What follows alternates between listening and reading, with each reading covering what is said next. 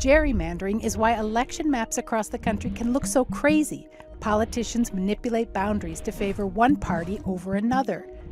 Gerrymandering creates job security for elected officials at the expense, critics say, of fair representation.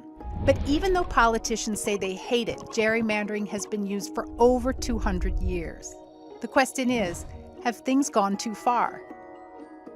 The history of gerrymandering goes way back. The Constitution says that every 10 years there should be a census to determine the number of representatives each state gets. Soon after, this salamander-shaped district was drawn during the 1810 term of Massachusetts Governor Elbridge Gerry. Gerrymander. Get it? Basically, Gerry and his successors were drawing maps to group like-minded supporters together. The idea is to make the incumbent nearly invincible and dilute your opponent's votes. Districting happens at the state level, usually in state legislatures. Some states have adopted nonpartisan map makers, and their maps make sense. Look at Colorado. But for every Colorado, there is a North Carolina, or a Maryland, or a Pennsylvania. Look at this district. What is that?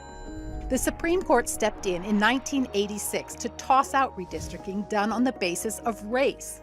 They affirmed that ruling in 1993 and again in early 2017. But partisan gerrymandering continues, even with some restrictions in place.